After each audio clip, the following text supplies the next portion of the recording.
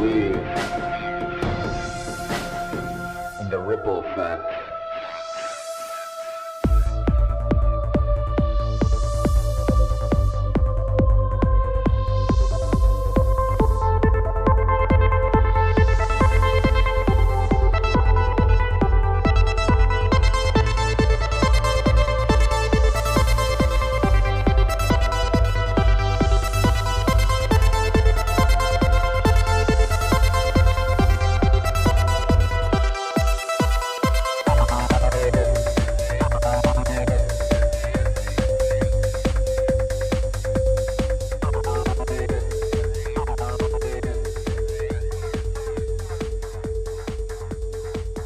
What's up? Another episode of Ripple Effect Podcast. Of course, I'm your host, Ricardo, and this is also known as Ricky Brands, and a great episode for you today. Today we have Bart, Sibrel, and a shout out to the Ripple Effect Podcast listener who suggested me getting a hold of Bart and having him on. It ended up being an amazing discussion, so thank you for that. And Bart's well known for his work in regards to the moon landing and his documentaries. He's been a part of a lot of shows, a lot of docu-series on the topic. He's also been interviewed on a lot of different shows and podcasts. And even though we do focus a lot on the moon landing and his whole journey on what led him to become one of the most famous researchers on this topic, we also talk about a lot of other things. And I think that's what makes this show unique, is that hopefully you get a different perspective on the guest. Hopefully I bring up some different topics that you haven't heard the guests talk about, and we go down some interesting rabbit holes and share some previously unheard stories that you haven't heard anywhere else. And of course, I'll put links to his website, his documentary, his book, and much more in the show description, so please check that out. Last but not least, of course, this is a value for value show. If you get something out of this conversation or any of my conversations that I bring to you and share with you, please consider giving some value back. I know times are tough for all of us, but if you can, and if you're in a good financial situation and you can support us financially, think about joining our Patreon page. And once a month, I do a Patreon podcast with my Patreon supporters, and you can donate as little as $1 a month. And if everybody donated $1 a month, I could easily do this full time. So don't think any amount is too little to donate. Also, we have a PayPal account if you want to do a one-time donation. We have a Patreon page if you want to support us there. We have a merch store, and we have plenty of new logos and new merch. So please check out the merch store. And our merch company that we deal with has gotten bigger and expanded, so stuff is going out quicker. We're always adding new stuff, so please check out the merch store. You can go directly to the merch store using the URL, the Ripple Effect Podcast merch.com, or like I always say, go to the website, the Ripple Effect Podcast.com, and find all these links. We also have a partnership with the Autonomy courses and the University of Reason, which is a online course and classes created by my dear friend Richard Grove. If you're looking to start a new career, if you're looking to connect with a liberty, freedom-minded community, learn some new skills, or maybe expand on some skills you already have, please consider checking out the University of Reason. Richard has helped a lot of people change their lives and find more fulfilling careers, and also find your value and what value you can give back to the world. So please consider checking out the University of Reason. Just by checking it out, just by signing up, it helps the Ripple Effect Podcast. So that's another way of helping yourself and helping the show at the same time.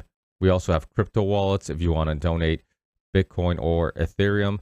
I'm not sure if anybody has yet, so maybe be the first and donate some Bitcoin or Ethereum to the Ripple Effect Podcast. We have music. Of course, all the music you hear on the Ripple Effect Podcast is my Theory 6 solo music project. You can find that on Apple Music or any place you can get music. And another way of supporting the show is checking out Element Electrolytes. It's a electrolyte mix that you put in water. It's awesome because it's a product I've already used for a long time. It was created by Rob Wolf, somebody who in the health and nutrition world is very much respected and has been around for a long time. He's an OG, and he's been on the Rogan podcast. He's been on my show not too long ago, and has written books, has been in documentaries. So if you're in the health and nutrition world, I'm sure you have run into either his books, his podcasts, his interviews. And as a big fan of the paleo, carnivore, keto type of diet, he understood that as more and more people do those type of diets, there was a need for electrolytes. A lot of people were feeling the keto flu, which is basically when your body is trying to transition back to burning fats as an energy source. So sometimes when you go from burning sugar and glucose and carbs as an energy source, and then now you're trying to reteach it to burn fat as an energy source, you can feel a little fatigued. But it wasn't the only thing that was causing this. What we found out was many people just had a lack of electrolytes and struggling to stay hydrated. And it's hard to when you're eating less meals a day, or you're fasting during the day, or you're not eating fruit to give you some type of fluids or hydration. So electrolyte drinks are awesome, but you shouldn't just go out and buy any electrolyte drinks.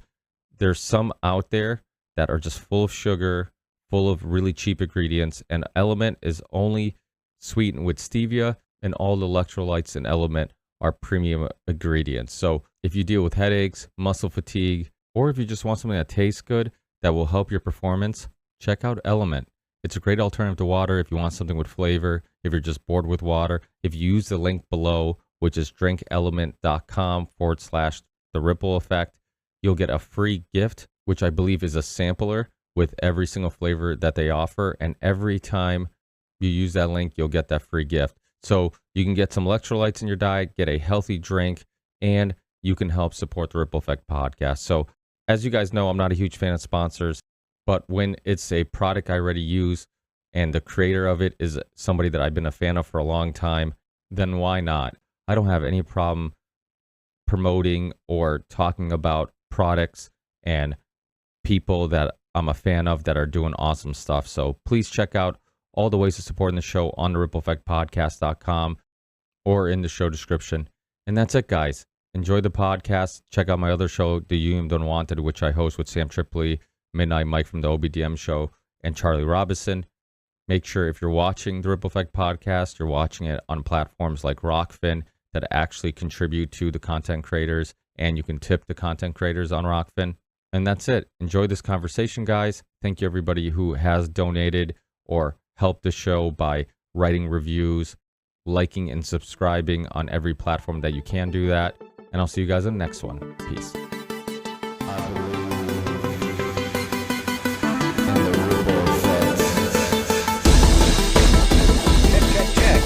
Testing. What's up, Bart? How are you? Oh, wow. What a good sounding microphone you got. Oh, you're a musician. Now I know why. Yeah. When I bought a $50 microphone, I thought that was expensive. Boy, was I naive. Well, you know what? A good microphone's not too expensive. I know like a lot of people spend tons of money on these really high-end like headphones. I see them at the gym all the time. They'll wear these like $200 Beats by Dre headphones, and I'm like, you can get a good pair of studio headphones for like $75, and I'm sure the quality is equally as good, if not better. And even like this microphone's probably a little overkill for a podcast. For a while I was using a cheaper microphone because it was so sensitive that I'm like, it's almost too good a quality, where I'm like, I don't need everybody to hear every single sound my mouth makes, to write to a T, so it's almost like high def cameras.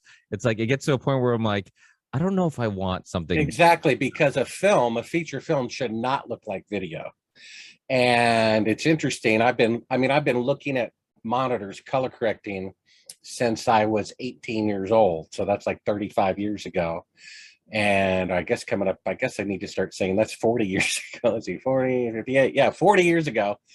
So when I first saw HD TV, I'm like, boy, David Letterman's old. And then when I see these feature films, I'm like, a feature film should look like a painting, aesthetically, not like video. And I saw two separate films and I said, that's a good camera. That's a good camera. They're the same camera. So for my feature film, the Lord willing, I'll produce. That's the camera I'm going to get. So I went through 5 sets of headphones to find one that I liked. It's a Sony and it's about $100. And, but some people have $500, $5,000 microphones or whatever, but what can you do? Well, the thing is, I also think there's something about quality over, like you can almost overkill something with just being so OCD about the quality of the thing, and you realize something with less quality that is just better people still like, Yeah, I and mean, most people can't tell the difference between VHS and Betacam and HD. You know what I mean? And I realized, you know, at some point it's diminishing returns like file size. You can do no compression, but to me, most people can't tell the difference between 720p and 1080p. So you might as well use 720. well, it's funny. I forget which musician said it, but it was so true. They're like, we spend all this time recording with the best equipment, mixing, producing, trying to get the best instruments to sound the best on when we record it for the album or for the song. And then I hear people walking around playing the music from their phone speaker, and it's like, well, like what's the purpose of spending all this time, dissecting your music, making sure you use the right microphones, making sure everything sounds perfect, all the Pro Tools editing and all that stuff, and then people are just listening to it using their phone speaker and everything sounds like crap. It's like that's why I'm a big fan of having like a good car audio system, because it just brings things to life, or having a good stereo system at home. I mean, we grew up in the era where that's what people did. Like, I remember sitting around the radio or whatever and just like blasting music and going through different songs we liked and just enjoying, like, just listening to the music loudly and actually analyzing the music you're listening to, little tidbits that maybe you didn't notice, or just appreciating it. And it's like, there's none of that anymore. Now it's like, it's background. Yeah, of course, I'm 58. When I was 14, that was when you could get the Columbia House 15 records for a penny if you bought, 8 more. And I would sit down and put on headphones and listen to the entire album as if watching a movie. And headphones are often, even cheap ones, better than good speakers. I mean, because it's right where you need to hear it, and you hear the nuances of things. I have a TV in the bedroom on the wall, and I went through and it's like the sound for this expensive of a TV, although it's a hand-me-down, should sound better. And I had everything set right except one thing, and I think it was like the degree of which you want to hear sound effects. I pulled that up to the max. I already had bass treble up. And then I watched a movie a couple of nights ago I've seen 10 times, it seems, and it sounded different. I was like, all right, I got it. I heard an instrument I didn't hear in the music soundtrack before, or sound effect in the background I didn't hear before. So in any case. Well, that's funny, because that's all stuff that I think people like you and I would drive ourselves crazy with, like getting the right settings on the TV or the audio, that some people would be like, I don't even notice a difference. And I'm like, what do you mean? They will if you show them A and B. True. You know what I mean?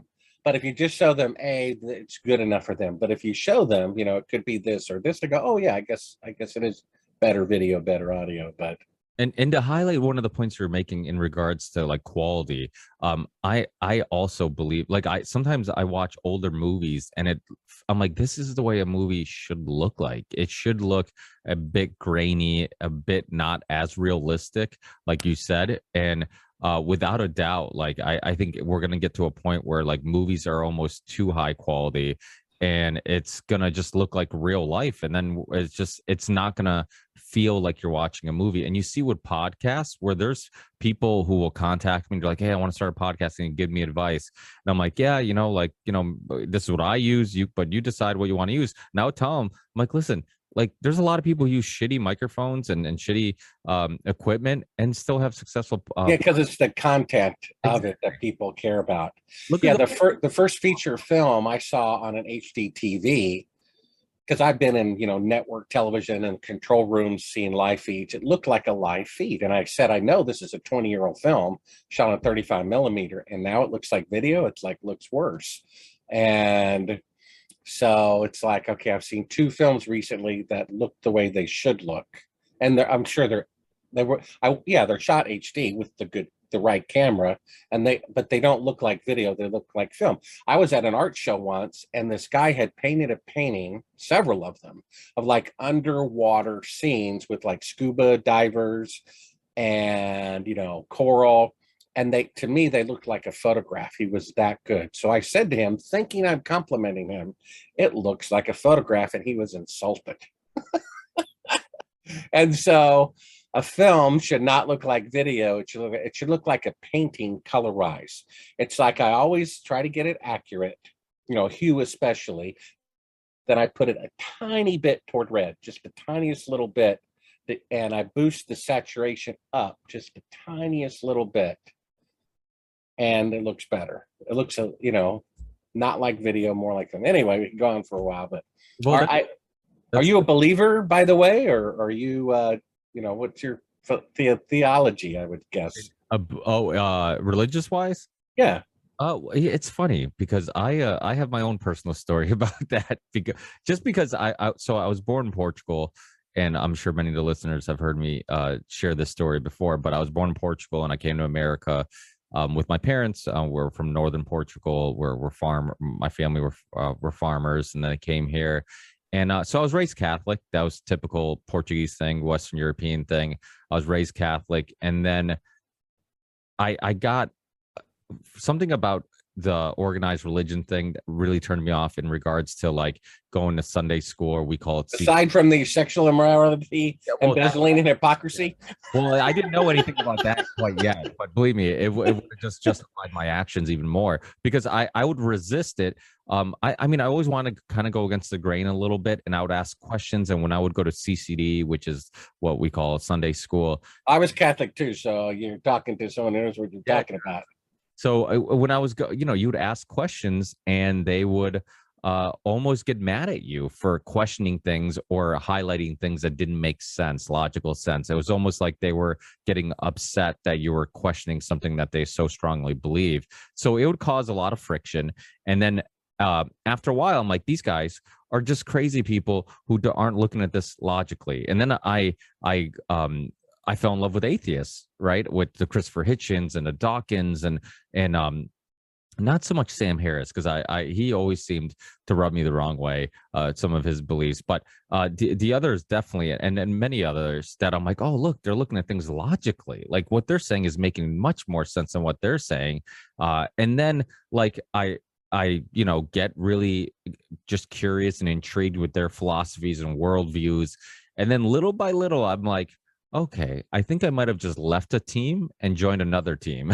And then I'm like, yeah, I forgive me because I'm always trying to boil everything down. I bet I can, and rebuke me if I get it wrong, but it sounds like we came to the same conclusion, which is just because religion is hypocritical doesn't mean the foundation isn't truth. Like to me, the Bible is true, even though everyone makes it look bad. Because I thought, okay, I see a hypocritical. I left the Catholic Church when I got confirmed. Thank you, Jesus.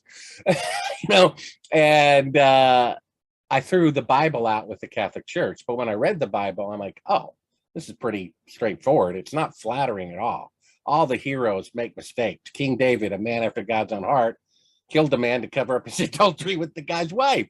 Like, and then, but science and logic is too. And there's a beautiful book called The Privileged Planet, which is scientific and spiritual at the same time. And they say this idea that life is everywhere is mathematically backwards. And there's a great TED talk about it. They said life shouldn't even exist here. This is like winning the Powerball lottery 20 times in a row, which means intelligent design. And even the show Ancient Aliens admits that the Eve Project, which is tracing all DNA from all races backwards, which they scientifically concluded all humans on Earth came from one woman, just like the Bible says. But then they say we were made by aliens, and they never ask in 3 years, well, who made the aliens, And so both are true in that there is science that supports God, and there is theology that supports God. But I think divine creation is actually scientifically and spiritually true. What do you think? well, there was something about 2020 that it was something that kept getting brought up over and over again. We would talk about a lot, and I co-host a show with Sam Tripoli. I know you've been on his show. We have a show called the Union of the Unwanted, which is a bunch of researchers and thinkers. We kind of just a big Zoom conference call, and we just kind of bounce ideas off each other.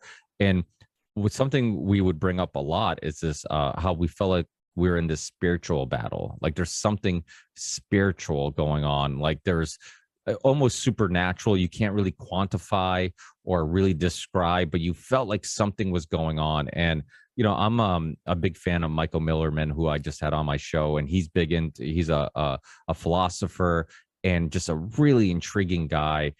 He focuses a lot on Leo Strauss and Alexander Dugin, and he got intrigued with philosophy, with his intrigue. He got into it initially with his intriguement with mystics, and it was really interesting, like just his perspectives on mystics and all that stuff. So and I've always been really intrigued with anybody that kind of shatters your worldview. Like you think you understand something, and then somebody takes what you thought you understood and challenges it and turns it upside down. And I'm like, those are people I'm attracted to, because I tend to believe that I don't know anything, and whatever I think I know, like, is just where I am at the moment. And that's why I don't like labels. I don't know. Even though I like liberty-minded people, I don't ever consider myself a libertarian or anything like that, because I feel like anytime you pick a team or you have a label, it's like picking your favorite basketball team. Like, now I am stuck defending them because they're on my team or I'm on their team, and it kind of stunts growth, intellectually, or just exploring ideas. You might not explore something because it seems ridiculous, because your team has decided it's ridiculous, instead of being like, well, you know what, let me explore it and see where it takes me. And so that's kind of the way I live my life. And so I've kind of, to make a long story short, I've kind of come back around where I'm opening this idea of spirituality and how all these things are linked together. I was a big fan of Rupert Sheldrake, who's been on my show before, and his whole idea of how we're all connected. And you're seeing people like Millerman talk about mystics, and this idea of like we're all connected, we're all one, some type of because the science world looks at like nature or the natural world as like there's nothing intelligent about it. It's all it's all surface level. And yet, you could go back in history, and every time we thought we understood the world around us, 100 years go by, 200 years go by, whatever many years go by, and we look back at our ancestors and we're like, oh, they had it all wrong. But yet there's also some wisdom that has continued that still makes as much sense today as it did then. So it's like, it's all these things are very interesting. I like exploring all this stuff. Because you look at like quotes, for example, like old quotes. I mean, how often do we bring up an old quote and it makes as much sense today as it did when it was written? And it's because it almost seems like man itself has not changed that much. The way we maybe communicate, maybe the way we get from A to B, maybe the jobs that we have, certain things have changed, obviously, but man themselves, like our desires, our intentions, our what fulfills us, things that scare us, a lot of those things haven't really changed throughout. I just realized a good analogy of that as I'm listening to you. You could take a dog, you could put him in a mansion with a swimming pool, air-conditioned doghouse, an automatic food feeder, and his wants, desires, dreams, happiness, sadness would probably be not a whole lot different, maybe 3% different, than if he lived in a shack with his master on a dirt floor. And so Proverbs says this, it says there's nothing new under the sun. So I guess we should get started. Well, officially, if we're not already, I don't know. Yeah, well, I start recording right in the beginning, because sometimes we get in these I get in these little conversations that are, I think, interesting and intriguing, and then I'm like, you know what, I'll leave that in, because I think, yeah. So you edit the program, right? Yeah. So you edit it at your leisure, and I do have a couple of things on standby to screen share, and then you can go back in and do a line quality of them, or download and then line quality audio instead of my microphone near my speaker here. Yeah. At that point, at least you know what it is, and you can decide to use the original or an edited in version. Okay, awesome. And yeah, so but I think this conversation is important, because I think these ideas of or any, like, it's stunting your ability or your growth in regards to like worldviews and the way you see things is a dangerous thing. Like we're very tribalistic, and even something like what a lot of your work has been focused on with the moon landing and that possibly being a lie. It's one of those things where I think people will jump to a conclusion and say, hey, that's absolutely ridiculous, because everybody else around them also assumes the same thing. And it's like that, what is it, the 100 monkey theory or 1,000 monkey theory? It's like this idea of, it's like, well, if everybody thinks that we made it to the moon, then it must be because we made it to the moon, so you never question it, and then it gets regurgitated over and over again. And yeah, I've had Gerard Williams on my show, who was he wrote the book Gray Wolf: The Escape of Adolf Hitler. And I remember years ago when I had him on, like 2014, maybe early 2014, and I'm just like, where's the evidence that he died in Germany the way that the history books tell us? And he's like, there is no evidence. And it's like, we just regurgitated that he died in Germany, and everybody just accepted it. And then when you dive into the story, you realize like there's literally zero evidence, but yet it just shows how easy it is to get a lie to catch on and be regurgitated without anybody ever really questioning it. So I think either way, he's dead by now. yeah, well, that's true. Well, let's get a little bit of your backstory for people who are listening who might not. You have been on, I'm sure, many shows that we have crossing audiences. You've been on Sam Tripoli's show. It was an amazing conversation. I highly recommend people checking it out. I know you've been on Greg Carlwood's Higher Side Chat, another friend of mine. But for people who maybe missed those conversations, can you give a background and add as little or as much detail as you like in regards to some of your upbringing, some of your story that led you down this path? Sure, Ricky. I grew up like everybody else, believing that the moon landings were real. And as we were talking a moment ago, I realized, assuming that people are telling the truth is probably a good thing to do. There is a little danger in it. People like us in what's called the alternative media are quick to realize that what we're being told could not be true. And that's certainly one way of being deceived. But there's actually two ways of being deceived, and most people forget the second one. It's like with America, our country, corrupt country, is always saying that the boogeyman is, out of the country. It's either in Libya or Saudi Arabia. Actually, don't say that because they're their buddies, or Iraq or Iran or whatever. But when people take an oath of loyalty to the country in the government, they say to protect it from all enemies, foreign and domestic. And I'm convinced, side note, that 9/11 was done by Americans. And so I use this, and I hate to throw it out, but you're probably going to ask me anyway. The flat Earth, I think it's spherical because, when Bill Casey, the first "we didn't go to the moon" guy was on Oprah, they said, "Oh, you think the Earth is flat?" When I published my movie, "A Funny Thing Happened on the Way to the Moon," they said, "Oh, you think the Earth is flat?" And the reason why, if anyone, and they're not just digital personas that aren't real, think that, if there are any, it's because the government is so corrupt. If they said the sky was blue, it must be green. So not only can we be deceived for being told something that is being billed as truth, and when in reality it's a lie, you can also be so skeptical, so cynical that you're told the truth, that the Earth is a sphere, and you don't believe it. That's the second way of being deceived that most people don't know about. So back to, assuming that the government was telling the truth. That's a natural thing. And so I could say 50%, it's not people's fault if they think the moon landings are real and they're wrong. But 50% is our fault. So I, like everybody else, thought the moon landings are real. And, if you believe in the Bible, a little side note, the 2/3 of the New Testament was written by a Jewish rabbi, okay, who used to kill Christians for a living because he thought what they were doing was blasphemous.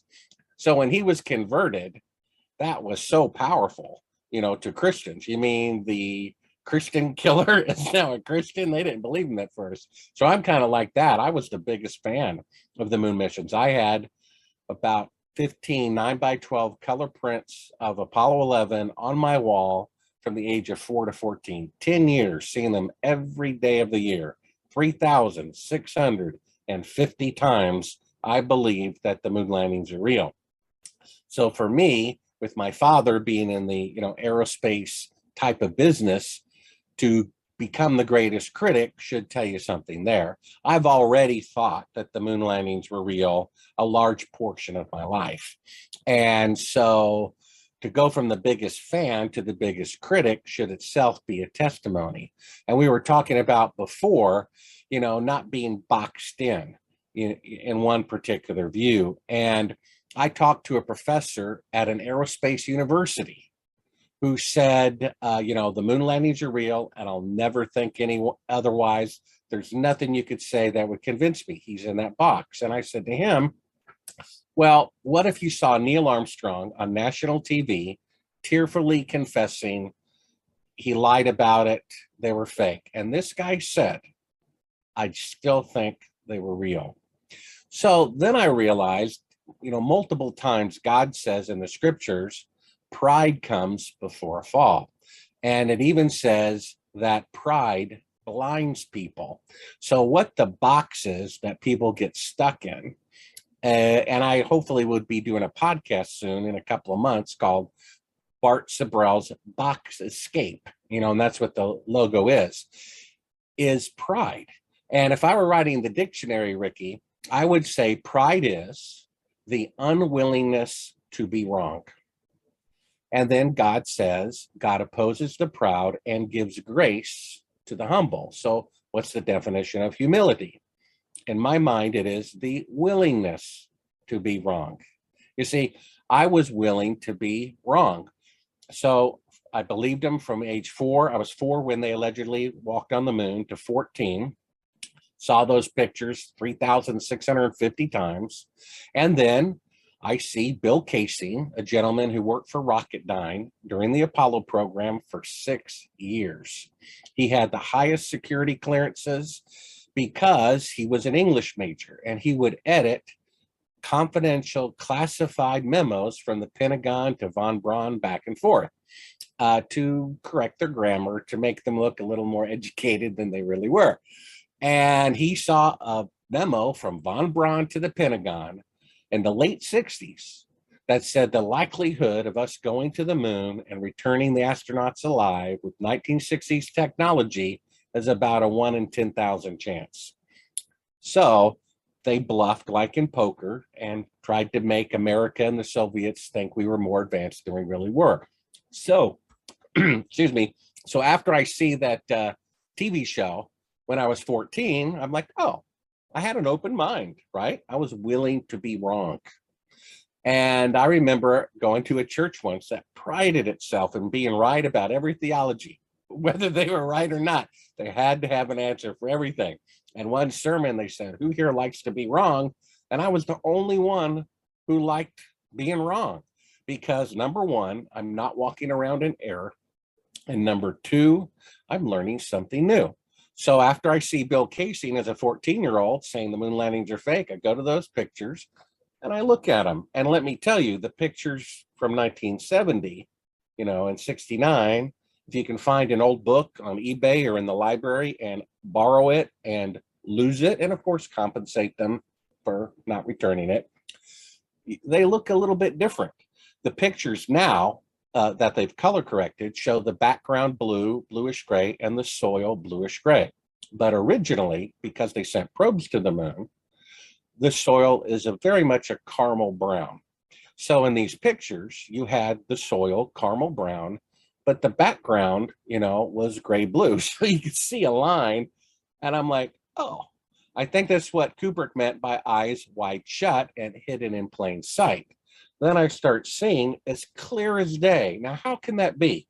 I've seen these pictures 3,650 times, and I didn't see the truth because I was assuming they were the truth.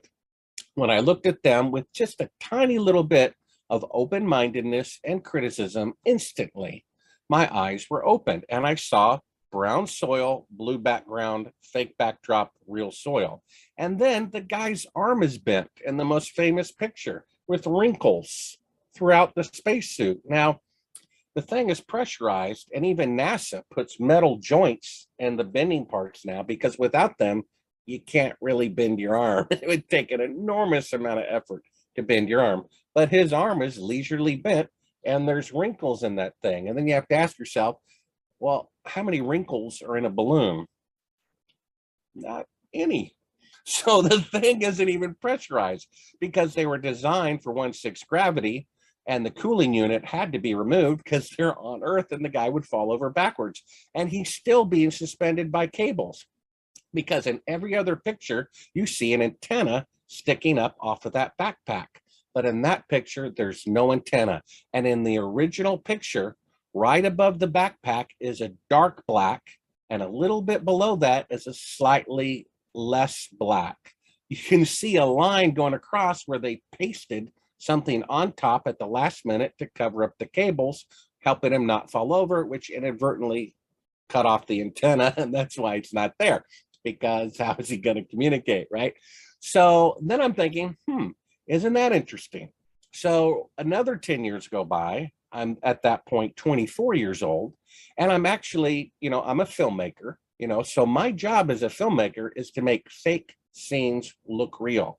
I even remember producing a film that won awards for best editing, best director, best cinematography. I showed it to a colleague who's much more experienced than me. And he says, I love the way that you use the sunset out the window. And I was so proud. Well, that's an electrical light. Gotcha. And so if my job is to make fake scenes look real, I can look at these pictures and tell you with 100% certainty that they are lit with electrical light. And you asked me if I wanted to share something. Well, let me share. And if you want. So here's a picture that I took in sunlight of two telephone poles, about 5 feet or so away from one another. The sun is about 1 million times bigger than the Earth, and it's 93 million miles away. So the shadows are going to run the same direction on an entire continent and the entire moon. So when you're out in genuine sunlight, you can see that shadows always run parallel and never intersect. You can see from this picture of the alleged last mission to the moon, right? So we know that all of them were fake. And here's an astronaut shadow going at 12 o'clock. And here's a rock about 5 feet away, and it's going at 9 o'clock. That's a 90-degree difference from objects 5 feet apart. This is 100% proof that this was taken in electrical light, which means they're on Earth and not on the moon. That's all the proof you need that the moon landings are fake. Now, one of the arguments, right, and I've heard Rogan famously say this, that it's a possibility that maybe they did go to the moon, but they had incentive or reason to fake some pictures so they could basically use it for PR reasons or marketing reasons to market the event. Is there any chance that could be possible? Not at all. And I can clearly explain why in about 3 points. First of all, Joe Rogan called me up in 2002 when I was working on the Fox special, Conspiracy Theory, Did We Walk on the Moon? He said, Bart, I'm 100% convinced we didn't go to the moon. I will do anything that I can to support your work. Okay. Now, imagine I'm in the audience watching David Copperfield levitate an elephant. And I'm like, wow, that is, I cannot figure that out. And then David says, well, come backstage and look at it from my point of view out in the audience. And I see the lift and the crane, and I'm like, oh, that's it? Give me a break. And then he says, now go back in the audience and be amazed again. Can I be amazed again? It's not possible. So I don't see how Joe Rogan can go from being 100% convinced that they were fake after believing they were real his whole life, to suddenly thinking they're fake again. First of all, 10% of the population of the United States thought they were fake at that time. They would not risk any fake pictures to, be exposed to, for people to say, see, I told you so. Additionally, if you go to a funny thing happened on the way to the moon, just go to Sibrel, S as in Sam, I-B as in boy, R-E-L, Sibrel.com. Click on the Moon Man book links at the top left. Watch a funny thing happened on the way to the moon, and you will see unedited classified footage of them faking part of the photography in real time. They're faking being halfway to the moon. Now, if they could really go to the moon, there would be no reason to be faking a shot of being halfway to the moon with, mostly a black screen with a little blue earth, to show that they're allegedly far away from it. It's a 100% fake shot. My greatest critic agrees it is a fake shot. Isn't that interesting? It's so clear that it's fake photography. My greatest critic agrees it is them faking being halfway to the moon. Now, he says they were just rehearsing. Now, seeing how the mission cost about $1 million a minute, and seeing how the material being lifted up cost about $1 million an ounce, why would you bring all this extra equipment to fake a shot of being halfway to the moon from the spacecraft if the real Earth was out the window? If you wanted to rehearse, you would just rehearse with the real Earth out the window. Additionally, this footage that my greatest critic agrees is fake footage is the exact same footage used in every documentary about the moon landing from NASA in which they claim that this is real footage. And then we have the CIA on a third track of audio, reminding the astronauts not to answer NASA's questions immediately, but to count 4 seconds off first. So NASA asked them a question. We have dead air, dead air, dead air, dead air. Then we hear a third track of audio, which was in their earpiece and accidentally recorded on this tape, of the CIA saying, talk. The fact is, they were about 250 miles above the Earth where the space station is. And what a surprise. 50 years later, they still cannot leave Earth orbit. But they were so close, if they answered right away with the distance of radio travel, it would give away that they're close to the Earth, and they're trying to pretend they're halfway to the moon.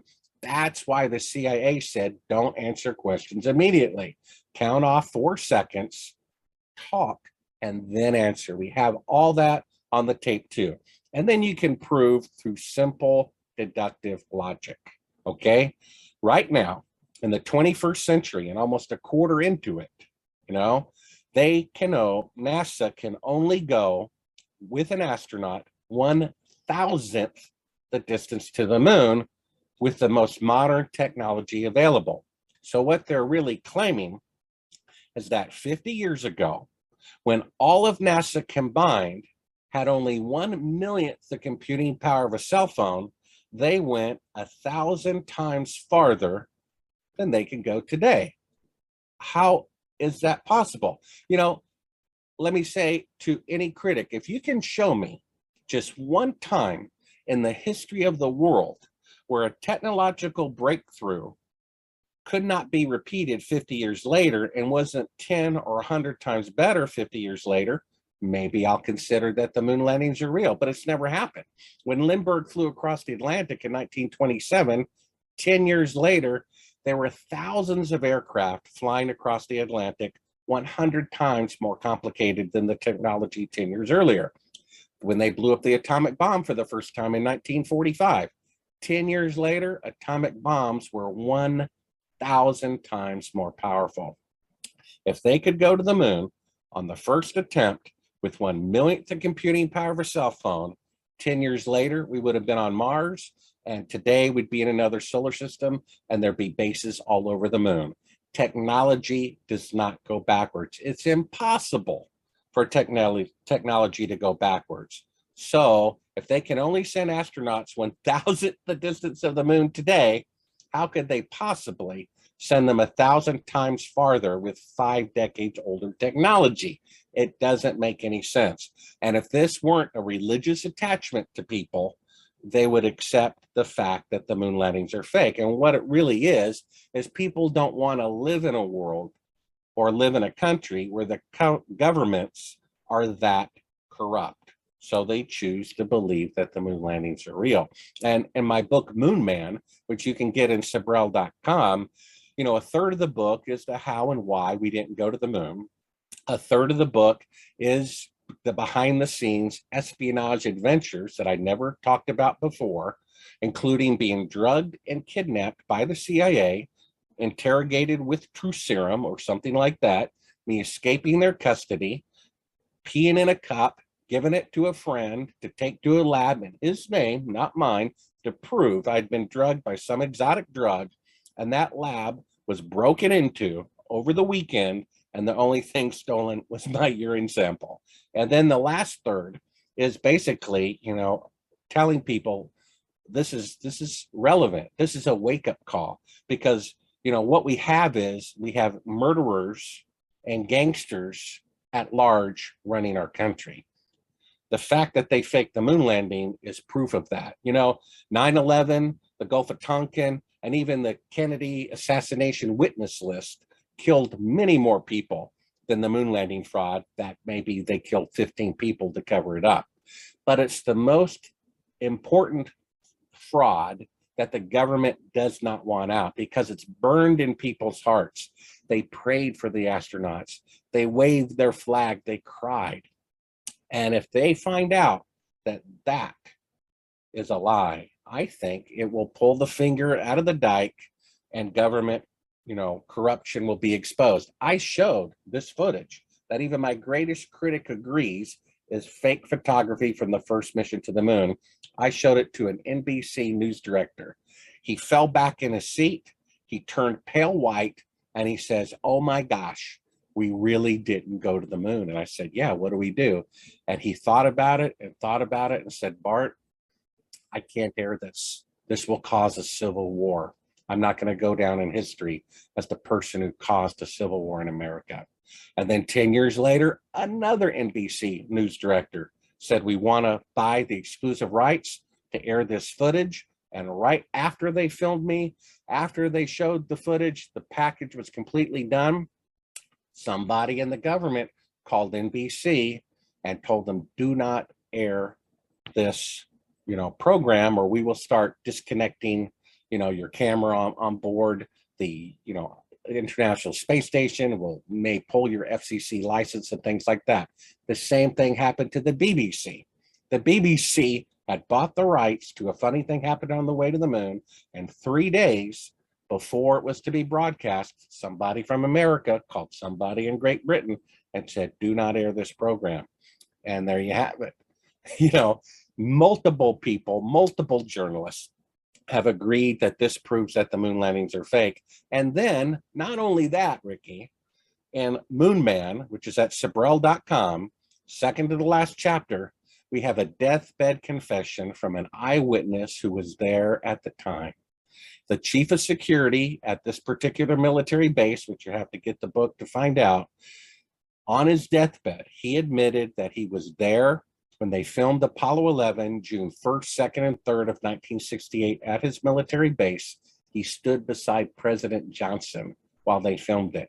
He gave us the CIA code name, the dates it was filmed, the location it was filmed, and a list of 15 people who were there at the time, some of whom are still alive. All of this is revealed in Moon Man, which you can get at Sibrel.com for the very first time. So we have deductive reason that they didn't go to the moon. Our greatest critic proves that the part of the footage is fake, which they would never fake if they really went to the moon. And then we have a firsthand eyewitness deathbed confession of someone who's there. And we have this, video footage that shows you they're faking it. We have intersecting shadows at 90 degrees. There's more proof, actually, that we didn't go to the moon than we did. I mean, all that they had was a black and white TV picture that could have been shot in someone's backyard at night with a spotlight, and everyone was burned in their heart that they went to the moon. And trying to tell them otherwise is like taking candy away from a baby. They're mad at you for trying to wake them up. Yeah, that's when your whole life you're told something is true, then it's really hard. It's like that saying, it's easier to trick somebody than convince them they've been tricked. And I think that's very relevant to this story. Van Braun, that's the other thing too, is a lot of people don't realize that he was a Nazi German who probably should have been in prison and for war crimes, and we just brought him over here. I believe he was a part of the Operation Paperclip project, and bringing over some of the bright minds of Nazi Germany, and bypassing any crimes they might have been a part of. And so obviously there was people in there that were liars, and then all the history behind it in regards to obviously Soviet Union seemed like they were ahead of the US, right, in regards to their space exploration and whatnot, which kind of sparked this because like you've said in other interviews, we're in this Cold War, and it was kind of like for a lack of a better term, it was kind of a pissing contest of like, okay, who was bigger and who was better. And so the US needed to do something to prove to everybody that no, they were the best, better, more advanced country. And so which kind of put them on the spot to have to get to the moon, even if it wasn't necessarily even possible due to a lack of technology and ability. And they had so many failed attempts also, right? They had so many rockets that nobody talks about that just exploded. And I mean, they really had like a bunch of humiliating attempts to try to take off rockets, and then yet out of nowhere they make it to the moon and have all this video and all this stuff. I know you were also featured in I know a lot of people listening probably have Netflix, and there's that series Conspiracies, I think is what it's called, and there's an episode on the moon landing, and they show the very famous video of you getting punched by an astronaut. And do you want to get into some of that? Yeah, let me tell you about that program, by the way. Yeah. I was contacted by the producers of that program in advance to be the host of that program. They said there's nobody more qualified alive today to be the spokesperson to present that side of the argument. The producers had a panel. They unanimously chose me to host that program. And they said, well, what will you say to prove it? And when I showed them so much irrefutable proof that we didn't go to the moon, they wouldn't let me on the program.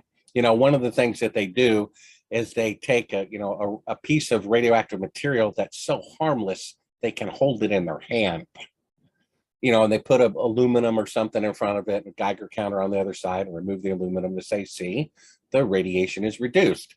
Well, you might as well say that the weight of a fly and the weight of the elephant is the same, because, the Van Allen radiation belts that most people don't know about are, so deadly that NASA even admitted accidentally that they're deadly.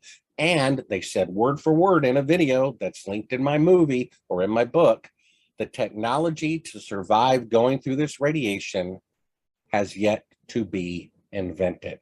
I was going to show that clip, and they edited it out. So to say that they're objectively investigating whether the moon landings are real or not is a complete lie. It's propaganda to prove that the moon landings are fake. I'm sorry, to prove that they're real, rather than have an open discussion that they are fake. So, that's a little side note about it most people should know. Additionally, in the entire history of aviation, there hasn't been a single flying machine that got off the ground on the first attempt, not even a biplane by the Wright brothers.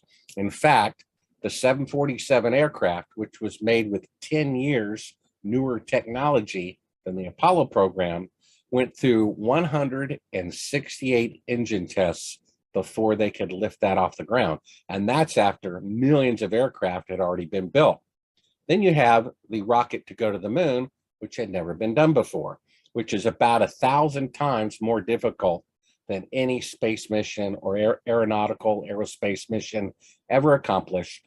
And for some reason, the simplest aircraft never worked on the first occasion, and yet the most difficult one worked on the first occasion. You know, it just boggles the mind how obvious it is that we didn't go to the moon. And that's why the government is so desperate to keep running these programs over and over again and allegedly investigative conspiracy programs, when in fact, they're not the only ones. I was asked by, what is it, Mythbusters, to be on their program too.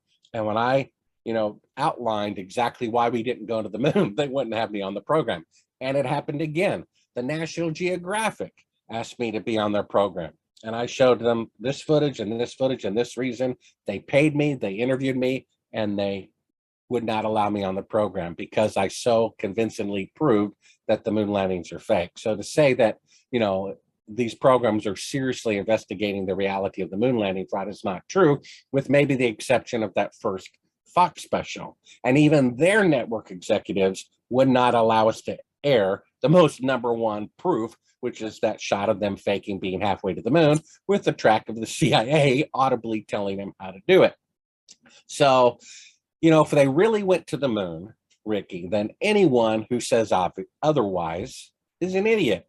So why are there hundreds of YouTube videos that have taken tens of thousands of hours to produce to convince a bunch of idiots that the so obvious moon landings are real? Thou dost protest too much. I mean, if I went around and said Mickey Mouse was the first president of the United States, do you think there would be hundreds of videos taking tens of thousands of hours and millions of dollars to produce to convince people that, no, George Washington was, don't believe Bart, it's not Mickey Mouse? No, it speaks for itself. So if it's so obvious the moon landings are real and there's no proof whatsoever, there wouldn't be hundreds of films trying to, convince you otherwise. And the top three, conspiracy programs in the last 10 years wouldn't hire me, pay me to be on their program and chicken out because I so convincingly proved them wrong. So that wouldn't happen either. If they really went to the moon, all those programs would have allowed me to be on after they paid me, after they filmed me, and just let me speak because my evidence is meaningless. But the exact opposite is true. It was so convincing, they edited me out of their program. So the conspiracy series that's on Netflix, was that old interviews? Because I do remember you being interviewed on there. But maybe I'm thinking of a different program of it. Yeah. And of course, what they choose to show in my interview is completely different. You know what I mean? No, they didn't show the window shot, I don't think. You know what I mean? And they didn't show my description of it. And so many times, I present all this evidence and they don't show any of it. Which is, if they're really seriously investigating it, they wouldn't show it. And they like showing the punch. They like showing that. I mean, even Geraldo Rivera, I met with him face to face, gave him a copy of the film, and he told me off the record in not so many words that he agreed. And if he did a program about him acknowledging he agrees with me, he would be fired. So when he had me on his program, he showed the punch, he showed the kick, but he never showed the footage. He never showed the shadows intersecting because he said he would get in trouble. There's a Washington Post reporter who interviewed me. The Washington Post broke Watergate. And they did a 50th anniversary or 40th anniversary story about how, isn't it interesting that some people think the moon landings are fake? And I said, well, what about that window shot? What about that? And he says, well, I can't explain that. And I said, yeah, shouldn't you be able to explain that? And he says, well, you're right. And I said, well, rather than doing a story about how interesting it is that, 10 to 25% of the people of America doubt the authenticity of the moon landings, what about a story about how maybe quite possibly they were fake? And he said, Bart, if I did that, I would be fired. And then USA Today did a review of a funny thing happened on the way to the moon, and they published it. And they never mentioned the window footage of the fake photography that even my critic agrees is fake. I called up the guy. I said, what did you think of that footage? And he said, well, I didn't actually watch the movie.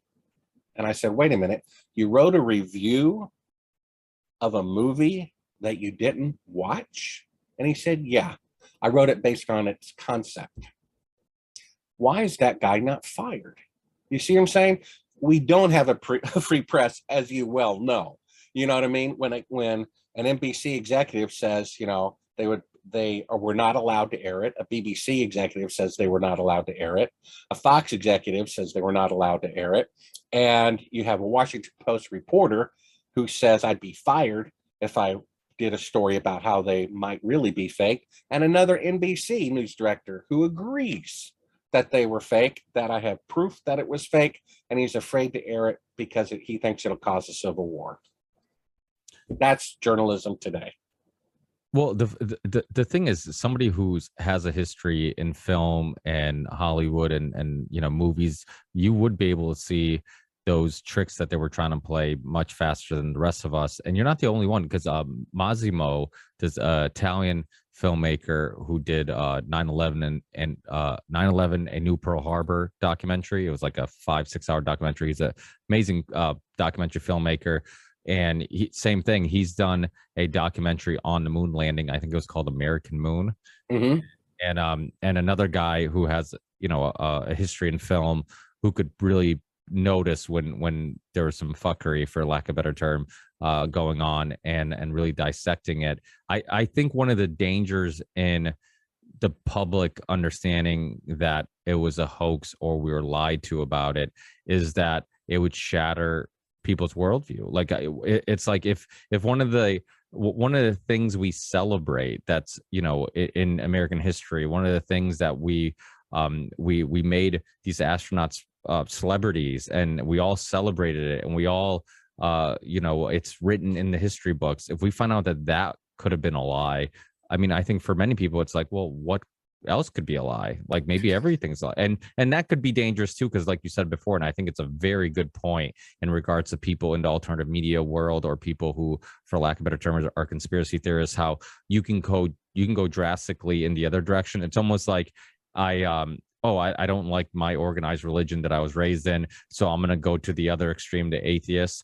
It's kind of the same type of thing where it's like, I believed all the mainstream narratives. Now I find out one of them was a complete lie. So now I'm going the other direction where everything I'm told is a lie and nothing is true, which is also not always true, right? Well, yeah, that's one of the reasons why the government is so concerned about the moon landing fraud getting out. And really, it kind of is out. I mean, if you have an eyewitness who was there at the time who said it was fake, I think that's pretty good. You prove that dimension intersecting shadows, at 90 degrees, 5 feet apart, when they should be parallel in sunlight. And yeah, it's like I said, even though 9/11 killed more people and all these other, fraud crimes that the government killed more people, this is the one that, if the truth came out, would institute the most change. And that's why they're so afraid about it. That's why, to be quite honest, if I've been on Coast to Coast 3 times, if I've been on Geraldo, if I've been on CNN, NBC, how come I've never been on Joe Rogan? How come I've never been on the Alex Jones show to talk about the moon landing fraud? Kate Dalley had me on to talk about Planet X, but they wouldn't allow me on there to talk about the moon landing fraud. Isn't that interesting? Isn't it interesting? Alex Jones keeps wearing NASA shirts with his arm around Joe Rogan. I don't know. I think Joe Rogan is sincere. Alex Jones, prove it to me by having me on your show. You know what I mean? For all we know, he's undercover, and all of his rejection and lawsuits and censorship is just street cred, like an undercover cop asking his cop buddies to beat him up in front of the gangsters so that he'll have street credibility. Prove me wrong, Alex Jones. Have me on your show. Joe Rogan, prove you have an open mind about it. Everyone has asked them hundreds of times for me to be on their show, and they won't have me on their show. Isn't that interesting? The number 1 and number 2 podcast in the country will not have me on their show when I have a book that reveals the code name, the location, 15 people who were there, from a deathbed confession of an eyewitness, and they still haven't had me on their show. Why? Because this is the finger out of the dike that would bring about the change. Yeah, the stock market might crash. Yeah, it might cause, reputation loss in America. But the point is, if the truth being revealed causes something, then that's a good thing. Because it's like, well, if we had cancer, do we want our doctor saying, no, you're fine, when we're going to die in a year? Wouldn't we want to know? And yeah, Sometimes it's like if I have gangrene on my arm, you have to cut it off. I mean, you cannot cut it off and pretend everything's fine and then I'm going to die. Or you could cut it off and I'll live the rest of my life with only one hand. That's where we're at. I mean, we can keep sweeping this under the rug and it's going to cause the fall of America completely and utterly. The only hope we have to save America is to have an honest government. And that means admitting our mistakes. You know why Kennedy was so popular? Was it because he screwed up the Bay of Pigs? No, it was because he told the truth about screwing up the Bay of Pigs, you see? And we all know what happened to him for being honest and wanting to dismantle the Federal Reserve and the CIA, which he had already started doing. And that's why, they got rid of him. So we have to want to know the truth more than we want things to be pleasant. Because if we don't cut off the gangrene in America, the whole country is going to die. I write for Mike Adams of Natural News. He's interviewed me. One of the amazing things about Mike Adams is, he bought into this escape from a lab thing. The fact that, are we on YouTube, by the way? I've been eliminated off YouTube. Okay, so great. I can speak freely then, right? Yeah. Okay, so if COVID was real, then they wouldn't be faking the PCR tests. Not my opinion, according to the opinion of the guy who invented them. He said it's 95% positives for COVID. So they're deliberately creating fake positives just to increase the numbers, which they wouldn't have to do if the pandemic was real. And then they're calling a motorcycle death a COVID, shot in the head COVID. My wife was the care provider for the first COVID patient in our state, and she says he died of cancer. You know what I mean? So because 25% of the world follows alternative media, they have to have two lies. For the people who aren't awake yet, escaped from a bat, and for the people who are awake, let me let you know a little secret. Okay. Came from a lab. It's very serious. That's a lie too. I bought into it at first, and about 6 weeks, 2 months later, I realized that's just a bone for the alternative media. Mike Adams took him a little bit longer. He went and he published multiple times saying I was wrong. You got to respect him for that. And so that's what's going on. If a criminal, are you saying and that there is no virus, or are you? Well, no, COVID is real. Okay. It's published in a 1989 World Health Organization. It says coronavirus, common cold. It is real. And everything I say about COVID is not my opinion. It's the opinion from top people in their field. I have it. You go to Sibrel.com or you'll find a link somewhere. It's off of YouTube, but it's an Odyssey link for the VP of Pfizer. It's his opinion. I'm not a virologist. A former vice president of Pfizer who left the company because of the corruption says, number one, it's not a pandemic. It's a little bit more serious than a regular flu. Number two, RNA injections are extremely dangerous. Number three, the only reason he can think of that they created the pandemic was to coerce people into getting the shots, and that the reason for getting the shots is to deliberately kill hundreds of millions of people. And what a coincidence. All the people pushing the shot have openly said they want to lower the population by 93%. But then I take it one step further. Why are they so interested in lowering the population now? When I first started investigating the moon landing fraud, I had a guy in upper management at NASA. That's one of my sources. Okay. I've had sources in the White House, sources in the Pentagon, sources in military intelligence. Okay. And a source who was there when they filmed the moon landing fraud. Okay. And when he told me, this guy at NASA told me, I think it was 1989, yes, Bart, the moon landings are fake. He went on to say, they're bigger fish to fry. And I said, well, what? He said, Planet X. I'm like, well, what is that? Rogue Planet. You can go to Sibrel.com, scroll down to the articles. There's an article there. It took me hundreds of hours to write and research. You can read about it. But what I believe is there's some cosmic event heading our way. Janet Napolitano said so herself, just as Eisenhower on his last day in office, that was January 19th, 1961, he warned us that the corruption in the government and the Pentagon is about to take hold and destroy our government. He was so afraid of them, an assassination, he had said it in his last day in office. Well, Janet Napolitano, Homeland Security Director, said, less than 10 years ago, on the day she resigned, a natural disaster is coming to America that has never happened in America before.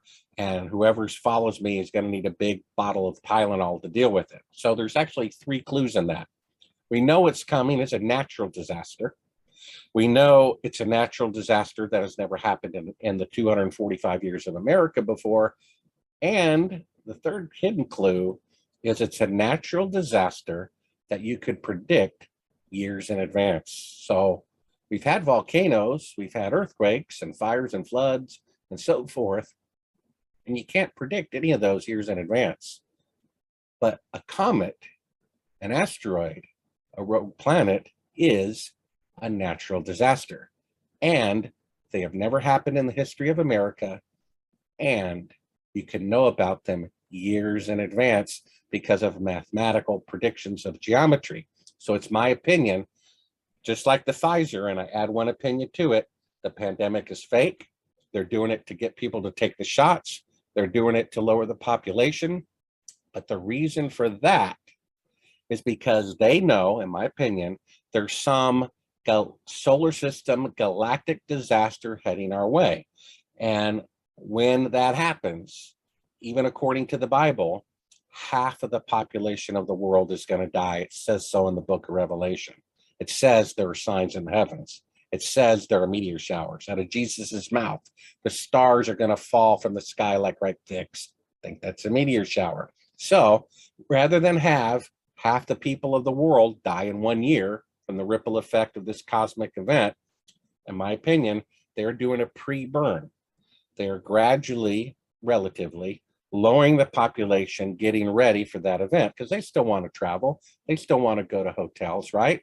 And I know 4 people who got the shot who died right at 90 days later, right?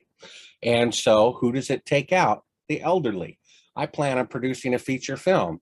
Ed Asner called me up, Mary Tyler Moore Show, Screen Actors Guild president. He's a fan of A Funny Thing Happened on the Way to the Moon. He produced or narrated a 9/11 film. He calls up me, says, "Hey, Bart, how you doing?" I said, "Fine, good to hear from you. We were just talking about you." He says, "I hear you're doing a feature film. Can I be in it?" I said, "Sure. I'm looking for somebody to be in it." So he gets the shot. He's dead 90 days later. Jim Caviezel said he might do the film if he can, find the time. His cousin on his deathbed, 90 days later, recovered for 6 months and then died. My wife's aunt, she had to get a shot to work at her, job. 90 days later, dead. One of my best friends in the church, I warned him and warned him and warned him not to get the shot. I sent him the vice president of Pfizer interview. I said, "Did you watch that?" He said, back to pride, "No, I did not." I said, "Why?" He said, "Because I didn't want to be talked out of it." And then he got the first of 2 shots, and he said it made him so sick. He wished he had not been prideful. Dead 90 days later. You see, so these shots, I believe, target the elderly. Ed Asner dead. They target my friend, diabetic, high blood pressure. You see, they want the strongest people left. And now who are they targeting? I mean, I can't believe this. I'm watching CBS, Illuminati Eye, Evening News, right? And this is before they were FDA approved. The top story, I just wonder, am I dreaming? Is the world this wicked? Number 1 story, pregnant women need to get the shot. You know why? Because babies are dependent, just like the elderly, just like the diabetic. They want to thin them out. So these shots have time fuses in them. Who do they kill first? The elderly, the diabetic, just like they designed. Who do they kill next? The children. You know how many babies have been aborted against their mother's will because they got the shot to protect their baby? 85% of them, according to some reports, right? And then they're going to whittle them down, and they're going to weed down the strong workers. And something also interesting, and you may know about this, I've known about the Rand Corporation since, the moon landing fraud investigation. I talked to one of their guys via satellite secretly before. Okay. He admitted, in all of his, we really went to the moon interviews, that he was being paid by NASA. He never said it on TV, but he told me, yeah, I'm being paid by NASA to say these things. I appreciate the honesty, right? Then a couple of years ago, I hear about a, contractor similar to Ren, never heard of Beagle. You may know about this. I got the original PDF. I've double checked that they're a legitimate organization. They are. The founders, like a Rockefeller member, a Council of Foreign Relations member, they've done multiple and a decade or more of reports for the Pentagon. They did a report in 2015. I don't have that original, but I have a screenshot of it, of every country in the world, very detailed, for the year 2025, projected population, projected GDP, projected military budget, projected water consumption for every country in the world. Well, let me look up the United States here. For 2025, they projected that we have a population of 54 million people. That's a reduction of 85% in 2.5 years. Then I saw their 2016 report, and instead of it being for 2026, it was still about 2025. They upped it up a little bit to 68 million, a reduction of about 75%. Okay. Then I got their 2017 report, which I have the original PDF of, and instead of being 2027, still 2025. You see, that year is very important to them. And then they were a little more generous, 98 million people left, which is still a reduction of 68%. So something's going to happen. And then even more. I mean, you look at these countries, and it's so amazing. The UK shows a population reduction even greater than the United States. It's scary when you see it. And what a coincidence. The population reduction of all the countries that show a tremendous population reduction in the year 2025 is exactly equal to the number of people in their society who got the mRNA shot. And then you look at the Asian countries, the one that gave the dead particle virus, right? And all of them show a population increase. And then you look at this, one of the Illuminati founding members, Albert Pike, and he says, we're going to try to reduce the population of the Western societies first because they want gun freedom, they want individual liberty. We're going to try to get rid of them first, and we're going to keep like the Asian cultures, yes, sir, don't want to make any waves, people-pleasing culture, and sure enough, those are going up in population. So this is what we have, imagine, first, let me say, thank you for letting me ramble on. One of the amazing things about 9/11 is, it's so amazing. You have now 3,000 engineers and architects who have risked their personal reputations by going on the record, signing a petition, looking like a fool, and saying it's physically impossible for a pinhole airplane going through a steel frame grid to cause its collapse. There's even one guy on tape saying it 6 weeks before it happened, and they lured him into the building and he died in the collapse, so he wouldn't be around to say it live on TV, right? Well, and then you have, anybody remember the Oklahoma City bombing where they, found the guilty guy in, 1 hour and had him executed in less than 12 months? I've never seen that in the history of the world, before 1950 anyway, right? Wasn't that a steel frame skyrise or grid? Wasn't half the building blown away? Did it collapse? No, it did not.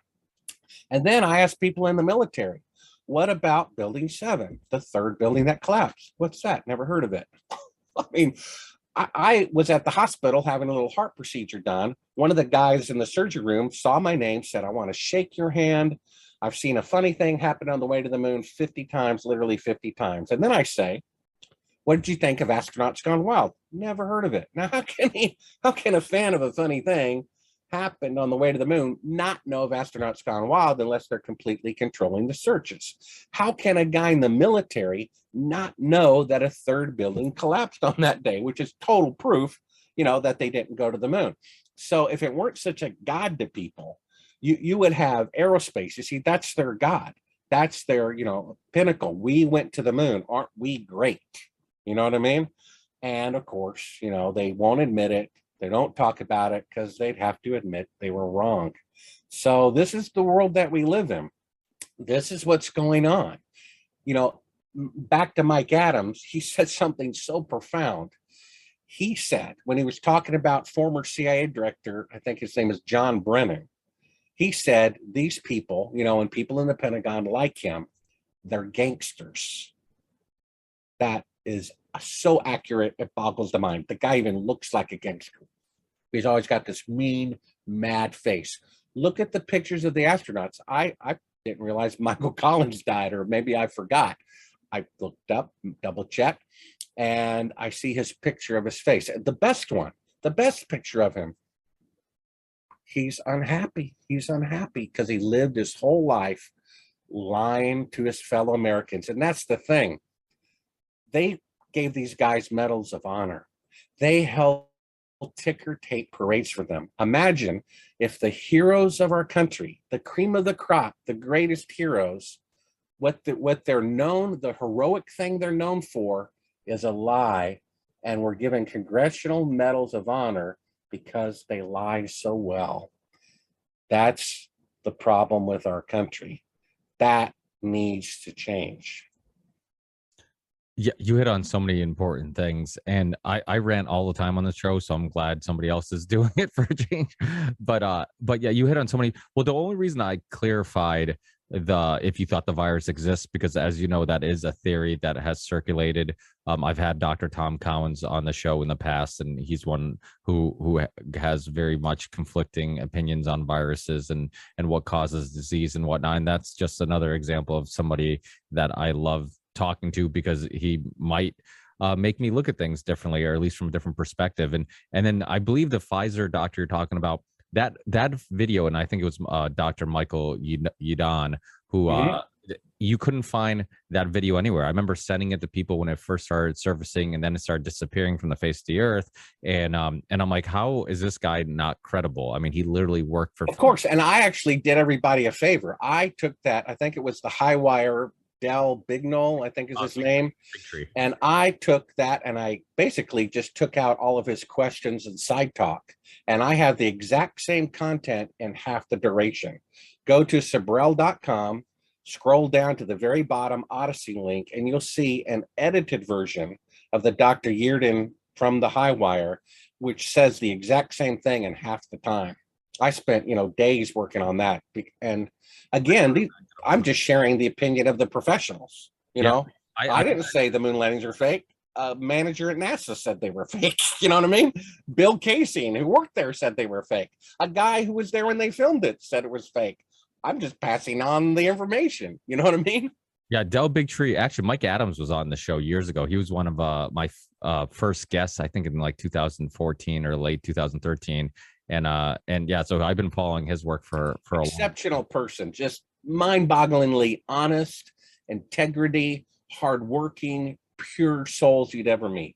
Yeah, he's a great guy. It's funny because I remember him telling me, he's like, "Oh, before I go on your show, can we talk on the phone? Can we have a call?" And I'm like, "Yeah, I guess we can." And I remember, what I thought was going to be like a 2-minute conversation turned into like a 20-minute conversation. And I'm like, I wish this was on the podcast. We could record.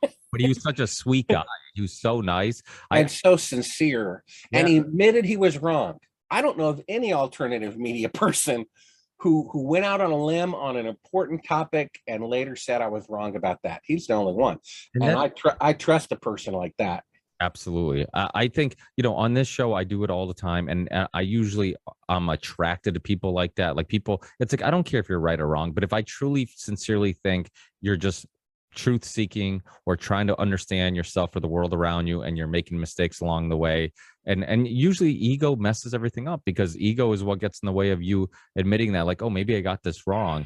But like you said, and it's perfectly said, like, admitting you got it wrong means you're a little bit closer to getting it right and understanding something. Yes. Why would I want to keep regurgitating something that is incorrect just for, my ego, instead of being like, you know what, let me, correct this and then, and now I'm right, or now I'm a little closer to understanding something correctly. So That's really important. And then in regards to the PCR test, Kerry Mullis himself was not a fan of Dr. Fauci before he passed away in 2019. There's videos. Another, the problem with a lot of these videos, they start disappearing, but you can still find them on alternative platforms like Odyssey and BitChute. But Kerry Mullis was saying, he's like, my test is not a test to magnify things and search for diseases or to come up with the conclusion if somebody's sick or not. And he's like, you can magnify, and that's why they kept raising the cycles, because if you run it enough cycles, you can find trace amounts of anything, and people were dying with the virus, not by the virus, and that's how they're inflating the numbers. I had Dr. Peter McCullough on before Rogan did, and Dr. Robert Malone. These guys were getting censored everywhere, and contributed me getting censored too. But they were. That's a compliment, by the way. Yeah, but it was. There is a light at the end of the tunnel in regards to Joe Rogan, because I had Del Bigtree on from the High Wire. He's been on a bunch, and I remember having him on during the height of the lockdown. And I was saying, I'm like, hey, it'd be great if we get you on Rogan, because there's a huge platform. And he said on my show, he's like, Joe Rogan's a pussy. He's like, he won't have me on. And he's like, I've had my people contact him. I've had Robert Kennedy Jr.'s people contact him, and because they're very good friends. And he's like, and he won't have any of us on, this and that. And at the time, I was very disappointed in hearing that. And then as time went by, eventually Rogan came around a little bit, because he was having people on like Dr. Hotez and all these big pharma spokesmen who were going around doing PR for big pharma. And so it is one of those things where he came around, he eventually did what was right. I'm hoping with the moon landing, and he seems like he's come back around, where now he says he doesn't know. He's like, before he was like, yeah, I used to think it was a hoax. And then, now he's coming back around saying, he's like, well, now it's not that I believe it's a hoax, but I also don't believe that, they did. He's like, he's undecided. And yeah, I mean, I think Joe Rogan is a courageous person. And he took me out to dinner. I happened to be in LA when he called me up, and I'm like, oh, let me take you to dinner. I think he's very sincere. I think he's a truth seeker. What pressure he's under, or, if I worked at McDonald's and my manager said, drop a basket of fries, and I said, no, I'm going to cook hamburgers, I might be fired. So he has a boss who's paid him a lot of money. And if they tell him not to talk about something, he's their employee. I think he's sincere. You think Alex? Boss? I think Joe Rogan is sincere. Yeah, definitely. If I had to put money on it, Alex Jones, not so sure about. Bill Wood said he, blatantly bared false witness against Bill Wood, who said the moon landings, were fake. William Cooper. And then, I'm not the perfect Christian, and probably the least perfect Christian, but, the Bible says not to curse. Alex Jones curses all the time. The Bible says don't bear false witness, and multiple people said he's bear false witness against them. The Bible says to love your enemies, and he's always cursing his enemies. That's a good point. And he wears a NASA shirt all the time. You know what I mean? And so, unfortunately, unless he proves me wrong, he could very well be undercover. And now, I also have an actual recording of Alex Jones saying he goes home to a family reunion, and almost all of his family is CIA or ex-CIA. Have that on tape too. So, you remember the boy who cried wolf analogy. He lies, people believe him. He lies, people believe him. He tells the truth, and then no one believes him. The same psychology works in reverse. Alex Jones could tell the truth, and they're saving him for one important thing where he'll lie, and all the people who follow him will believe it. Prove me wrong. You know what I mean? If I had to put money on it, just because I want to be a trusting, person, I have to say I give him a 51% chance of being sincere, but 49% chance of not being is very, very strong. And he's never had me on his program, and whatever pressure, even though I think Joe Rogan is sincere, he's not had me on his program either, especially with this book Moon Man out that reveals all this stuff that's I've never talked about, never released before. Conclusive proof. It took me years to write this book. Just to edit the book took me 2 years. Well, I know Spike Lee, it was so Richard Gage from Architects and Engineers for 9/11 Truth, which you were referring to. I know he had Spike they were going to do like some series on 9/11 or at least Building 7, and Richard Gage was in connection with them, and they were going to do a project together, and then he pulled out last second. And I know some people believe it's because of the public pressure of going down that rabbit hole.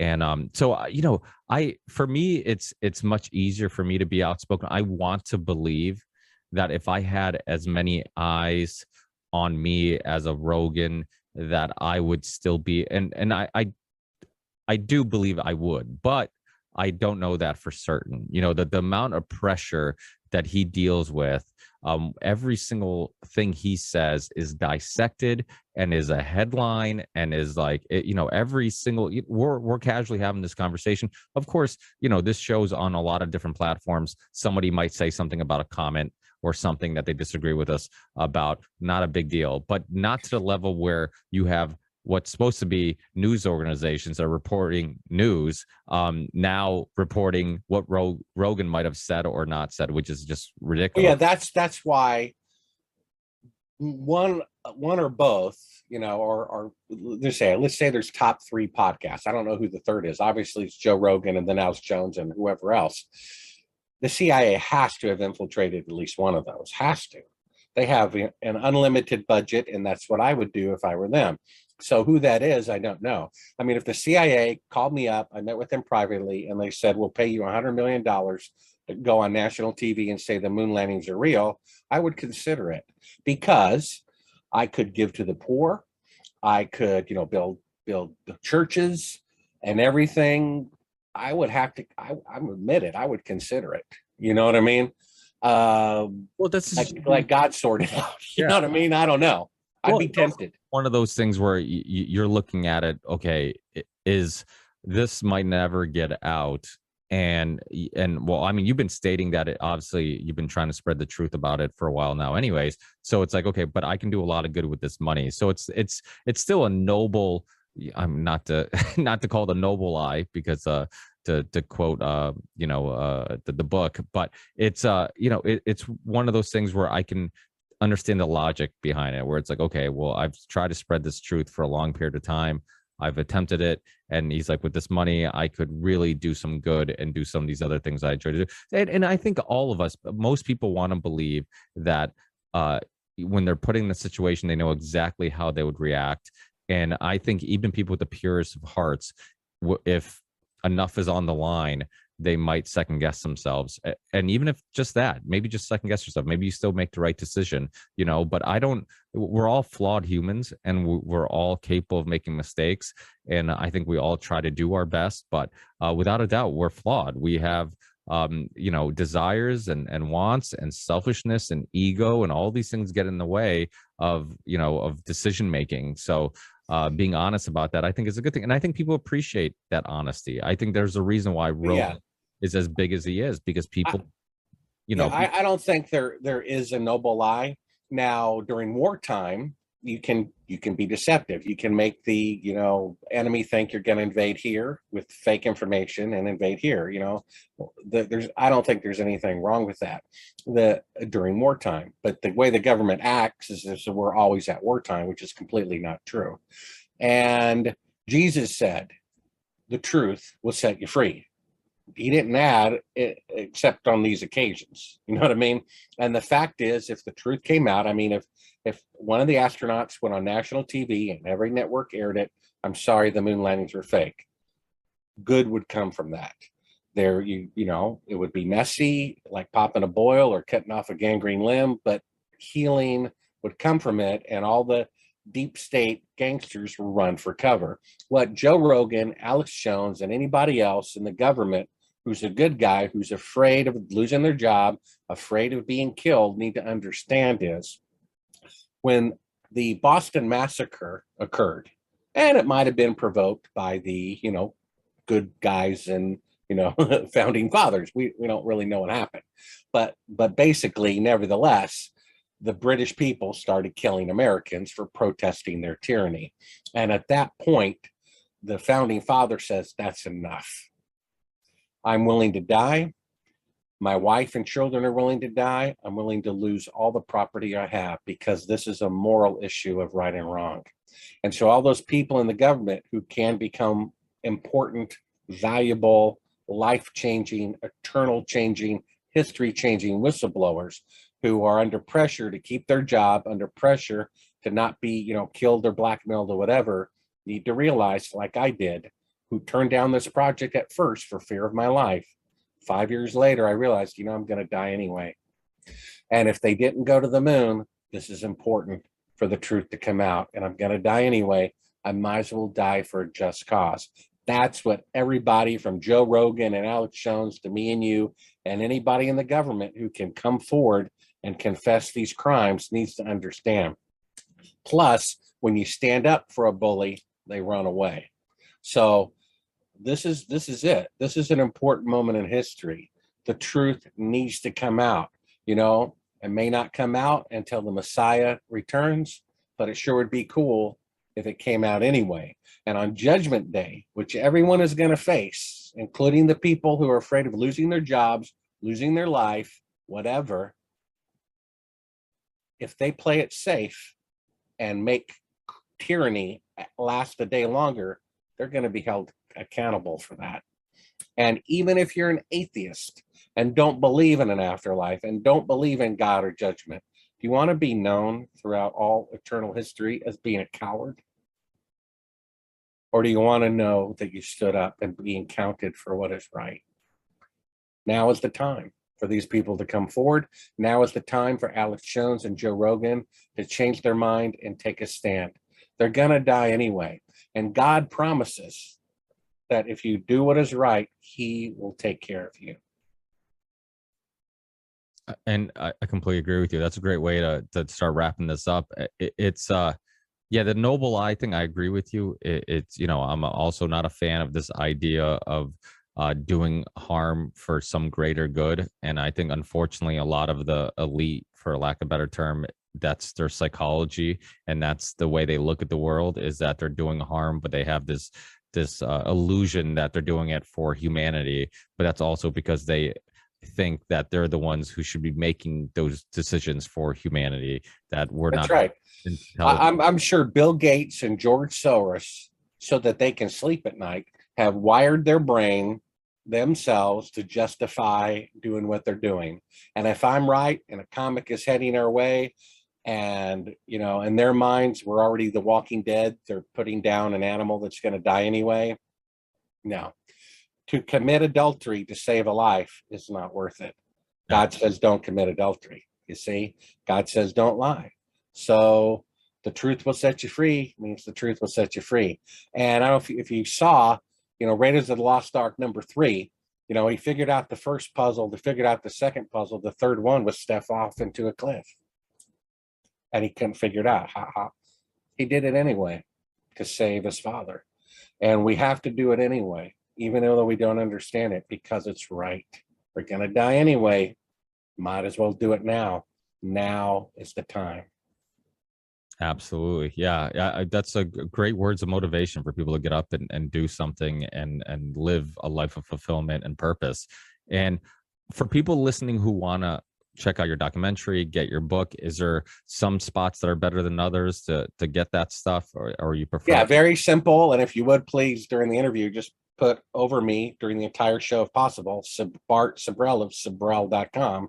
Just go to Sibrel.com and everything is there. You can watch, all the links to the book. The book Moon Man is pretty short. It's in print, it's in Kindle, it's in Audible, and it's interactive. It has 15 video links. Wow. And when I say, here's NASA admitting that they can't go through the radiation belts to reach the moon, that the technology has not yet been invented, here's a guy from NASA saying it. You know what I mean? When I say this is a fake shot, I have a separate video that's about 17 minutes long that's even a better visual explanation of it than in a funny thing happened on the way to the moon, which you can insert in this interview. and it just shows you side by side. Here's the Earth floating in space, and here's the exact shot with the camera still rolling, and the lights come up, and it's a 1 foot model of the Earth. It's not what they say it is. All of this is backed up. All of this is backed up. So you really see, it's not really my opinion. I'm reporting the facts to you. And the only conclusion, if you have an open mind, is they faked going to the moon. And what does that mean? It means our country is run by gangsters, and they're doing it now. And if we don't stop them now, they're going to kill more people and embezzle more money. Without a doubt. Yeah. They're all fans of Machiavelli and Plato's A Noble Lie. I mean, they do believe in this idea that they're the ones, they should be the puppet masters, and the rest of us are just peasants who they only believe in a noble lie so they can sleep at night. Exactly. Yeah. They're forced to believe that, otherwise they wouldn't be able to sleep.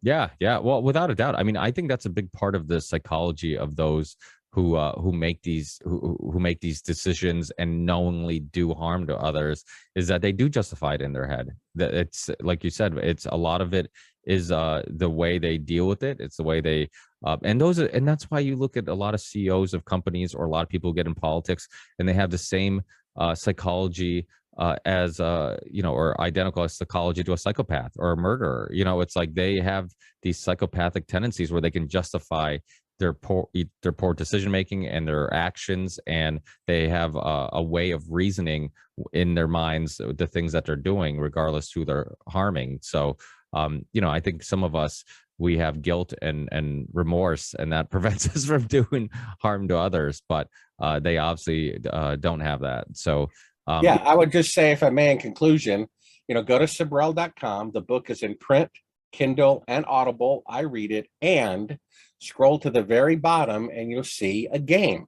I just released a game for Android, Apple phones, Steam, and God willing, it'll soon be out on Mac and Windows desktop. It's called 7. It's a 7x7 board with 7 pieces each that have to move 7 spaces every turn. We spent a lot of money making this game over 7 years. If you want to support Ukraine, it's a Ukrainian software company. We spent 2 years writing this software. Go to Sibrel.com and you can play a game that I created with my partner John in Israel, who actually did most of the work. And you can play it for free or $7 with ads. Check that out too. Awesome. Yeah, I'll definitely check that out. I did see that on your website. I was curious. I'm like, what is the 7 thing that I'm well, you click on, I think you have to go through like 2 links, and then you'll go to the one that you can download it on iPhone, Android phone, and Steam. And soon there'll be 2 more links on there for Windows and Mac desktop. Awesome. Well, hopefully one of these days we will see you pop up on JRE, on the Joe Rogan Experience, because he is somebody, obviously one of the biggest podcasts in the world, but it's also one of the topics he's been the most intrigued with throughout his life. I mean, he's obviously throughout the years talked about this a lot, even debated. I forget which show he was on years ago before he had his own podcast, where he debated a scientist or something like that for the idea that it was a hoax. So I think he would want to know the code name, the CIA code name of the moon landing fraud, the military base it was filmed, the dates it was filmed, a list of 15 eyewitnesses who were there, given to me by the chief of security who was there at the time, standing beside President Johnson, who confessed this on his deathbed. I think that's breaking news, isn't it? If you're interested, I think you would want to share that information. Yeah, I would, without a doubt, without a doubt. So thank you so much, Bart, for all your hard work, all the years of reminding us why this story is important, because a lot of these stories, I know you brought up OKC. I've done podcasts with James Corbett and Chris Emery of Free Mind Films on that event, because sometimes these events are just written in the conspiracy theory history book, and we don't revisit them enough to remind new or younger generations why these events are equally as important as maybe COVID or some of these other things like JFK assassination that get much more attention. These are very important, and they will hopefully peel away at the onion of truth, where we can kind of start better understanding the lies that we've been living in. So without a doubt, thank you so much for all your hard work. Hopefully we talk again in the near future. Yeah, I mean, there's no more concise description of why the moon landings are fraud with videos to back it up than in the book Moon Man at Sibrel.com. And then you can, for icing on the cake, you can get a free game that I created with my partner in Israel as well. Awesome. Thanks, Bart. I'll send you the links to the show once it's up and live, and feel free to share wherever you would like. It's all open source, so I just try to get the conversations out there as fast as I can. And thanks again for your hard work. And like I said, hopefully we stay connected and we talk again. Sure. Thanks, Ricky. Good to talk to you. Hey, see you, Bart. Enjoy the rest of your day. Take care. You. Bye.